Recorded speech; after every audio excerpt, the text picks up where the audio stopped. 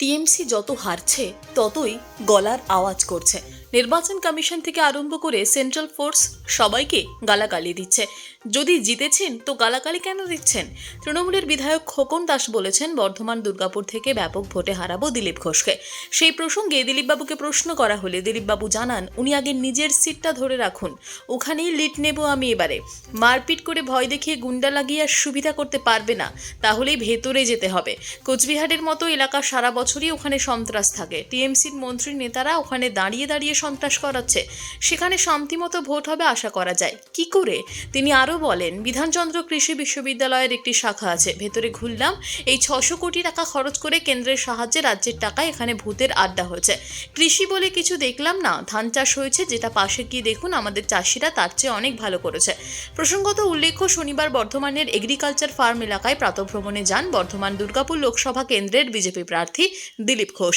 সেখানে প্রাতঃভ্রমণ শেষ করে চায় পে চর্চায় যোগ দিয়ে সাংবাদিকদের মুখোমুখি হয়ে এই মন্তব্য করেন দিলীপ ঘোষ। টিএমসি যত হারছে তত গলার আওয়াজ করছে, সবাইকে দোষ দিচ্ছে। নির্বাচন কমিশন থেকে আরম্ভ করে সেন্ট্রাল ফোর্স থেকে আরম্ভ করে সবাইকে গালাগালি দিচ্ছেন। যদি জিতছেন তো গালাগালি কেন দিচ্ছেন? টেনশনটা আমরা বুঝি। মানে চাপের মুখে এই ধরনের বিজয় মিছিল আগে আগে বার করতে হচ্ছে। সবই চাপ, সে চাপটা এমন বাড়বে আস্তে আস্তে সব ডুবে। আর দিলীপ দা, মেদিনীপুরে আপনার এক সময় ভোটের যিনি সংযোজক ছিলেন শক্তি নায়ক, তিনি দলের প্রতি বিদ্যুৎ হয়ে দলত্যাগ করবেন। উনি আমাদের ক্যান্ডিডেট ছিলেন গতবারে, তারপরে গন্ডগোলের সময় দাঁতন ছেড়ে চলে গেছিলেন, দিল্লিতে ছিলেন। কর্মীরা ওনাকে স্বীকার করছিল না, কাজও করতে পারছিলেন না। অনেক ধরে উনিও বলছিলেন হ্যান ত্যান, নিচ্ছে না। হলে আপনি সংকটের সময় পালিয়ে গেছেন, আপনি স্বীকার করবে কেন? তাই হয়েছে। আর দিলীপ দা, যখন বিজেপির পক্ষ থেকে 400 করে স্লোগান দেওয়া হচ্ছে, তখন অখিলেশ যাদব, রাহুল গান্ধীরা প্রেস মিট করে বলছে যে বিজেপির 150 থেকে 200 আসন করে হবে না। সে কি ওরা কি বলবে যে আমরা 500 পাবো? ভোটের পরে গতবারও দেখে নিচ্ছে ওরা, এবারও দেখবে অবস্থা কি। অখিলেশ তো 0 হয়ে যাবে, রাহুল গান্ধীর সিট আরো কমবে, হয়ে যাবে নির্বাচনের রেজাল্ট হয়ে। তাকে কি মনে হচ্ছে দাদা, উত্তরবঙ্গের ফলাফল কি মানে কি পেলেন? ঠিকই আছে, আমরা যে টার্গেট নিয়ে এগোচ্ছি সেদিকেই যাচ্ছে। আর 102 আসনে তো ভোট হয়েছে, কতগুলো আসন পেতে পারে? আমি সেটা বলতে পারি, আমি বর্ধমানেরটা বলতে পারি। বর্তমান কি হবে? দিদা খোকন দাস বলছেন যে ব্যাপক পরিমাণে বিপুল পরিমাণে ভোটে হারিয়ে আপনাকে বাড়ি পাঠিয়ে দেবে। উনি আগে নিজের সিটটা ধরে রাখুন, ওখানেই লিড নেবো আমরা। এবারে মারপিট করে ভয় দেখিয়ে গুন্ডা দেখে আর সুবিধা করতে পারবেন না, তাহলে ভেতরে যেতাম। প্রথম দফা 3টে লোকসভার যে ভোট, সেই ভোটে নির্বাচন করেছিল, গরুগাই কি সন্তুষ্ট? অনেকটাই কন্ট্রোল করেছেন ওনারা, কিন্তু যেমন কুচবিহারের মতো এলাকা সারা বছরই সন্ত্রাস থাকে, টিএমসির মন্ত্রী নেতারা ওখানে দাঁড়িয়ে থেকে সন্ত্রাস করাচ্ছেন পুলিশকে দিয়ে, তো সেখানে শান্তিভাবে ভোট আশা করা যায় না, কিন্তু অনেকটাই শান্তিতে হয়েছে। দাদা, মানে নিশ্চিত প্রামাণিক নির্বাচন কমিশনকে চিঠি লিখেছিলেন যে উদয়ন গুহকে ঘরবন্দি করে রাখা হোক। উদয়ন গুহ বলছেন যে আমি তো ঘরবন্দি, আমাকে রাখার জন্য বলা হয়েছিল, কিন্তু কার্যত নিশ্চিত প্রামাণিক ঘরবন্দি অবস্থায় ছিল। কি বলবেন? না, এখন আর ডায়লগ দিয়ে লাভ নেই, ভোট হয়ে গেছে, রেজাল্ট সব বলবে। চলুন,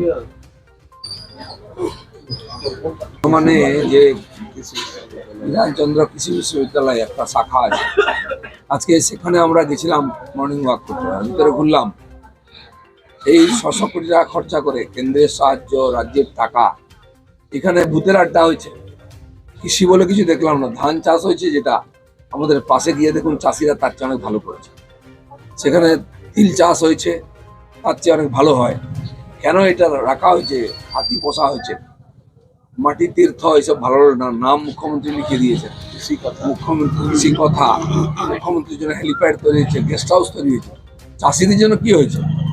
600 কোটি টাকা চাষিদের ট্যাক্সের টাকা, এটা চলছে। কি হয়, কি পেয়েছে চাষিরা?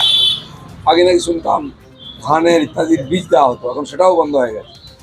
এই ধরনের টাকা অপচয় করে কিছু নিজের লোককে পোষার ব্যবস্থা হয়েছে।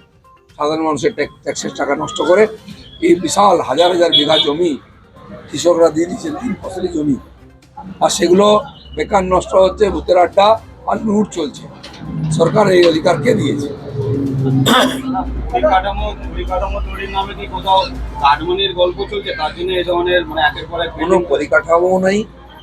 আমি দেখলাম এত বড় পাঁচিল ঘেরা প্রোটেক্টেড জায়গা, তার মধ্যে বিরাট বড় তার কাটার বেড়া দেওয়া হয়েছে। কি আছে ওখানে? কেন তার কাটা?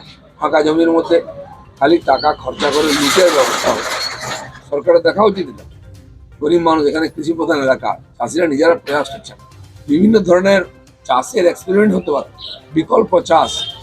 আজকে গতানুগতিক চাষে লাভ নেই বলে বন্ধ হয়ে যাচ্ছে। ফরেন থেকে অনেক ফল ফুল এসছে, ড্রাগনের মতো বা আপেল ফুল, এগুলো যদি এক্সপেরিমেন্ট হতো আর ট্রেনিং হতো, চাষিরা অনেক লাভবান হতো। কথা কলকাতা পুরসভার 100 দিনের কর্মীদের দিলীপ বন্দ্যোপাধ্যায় মিছিলে ফুল ছোড়া হয়, তার প্রচার করা হচ্ছে। দেখুন, টিএমসির কাছে কোনো ক্যাডার নেই, কোনো পলিটিক্যাল লোক নেই। কিছু কাটমানি কর আছে, তোলাবাই আছে, আর যারা 100 দিনের কাজের লোক, মিড ডে মিলের লোক, ওদেরকে বাধ্য করা হয় যেতে।